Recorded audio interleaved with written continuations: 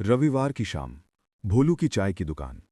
रामलाल, माधव और कैलाश उपाध्याय गरम अदरक वाली चाय की चुस्की लेते बैठे थे।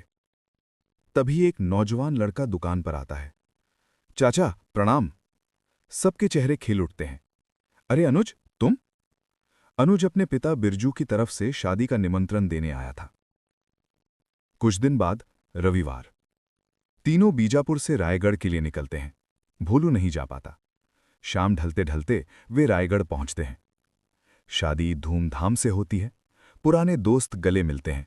हंसी, मजाक, संगीत, सब कुछ बिल्कुल सामान्य।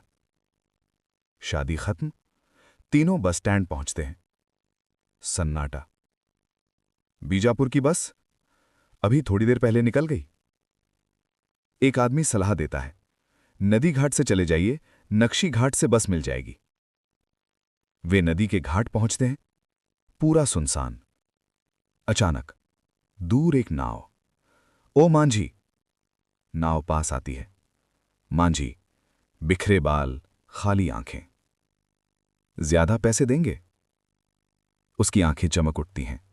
आइए, पैसों की बहुत जरूरत है। नाव आगे बढ़ती है।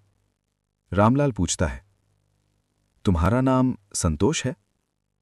हां, लोग मुझे पागल कहते हैं। क्या मैं पागल दिखता हूं? तीनों चुप।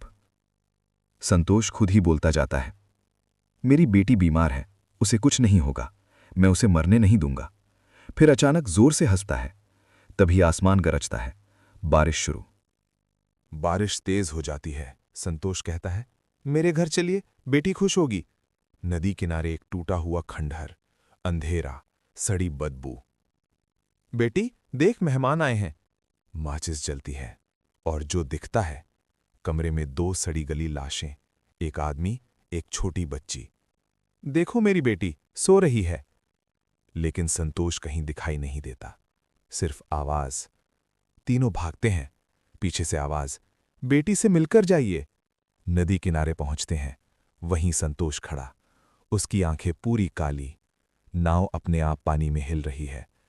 मैंने कहा था ना, मेरी बेटी को कोई अकेला नहीं छोड़ेगा। भयानक हंसी। तीनों बेहोश। आंख खुलती है। नदी किनारे पड़े हैं। गांव वाले बताते हैं, साल भर पहले संतोष की बेटी बीमारी से मर गई थी। कुछ दिन बाद संतोष भी नदी में डूब गया। कभी कभी रात में उसकी नाव दिखती है। जब तीनों बीजापुर लौटते हैं, कैलाश रात को आईने में देखता है।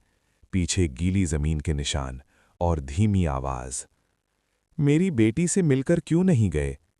अगली सुबह कैलाश के घर के बाहर नदी का पानी जमा था, जबकि आसपास कोई नदी नहीं थी। कहते हैं, जो पिता अपनी बेटी को खो देता है, उसका प्यार मरता नहीं, वो भटकता है। अगर कभी सुनसान घाट पर कोई मांझी ज्यादा पैसे मांगे, तो नाव पर चढ़ने से पहले उसकी आंखों में जरूर देखना, क्योंकि हो सकता है वो अभी भी अपनी बेटी के लिए मेहमान ढूंढ रहा हो।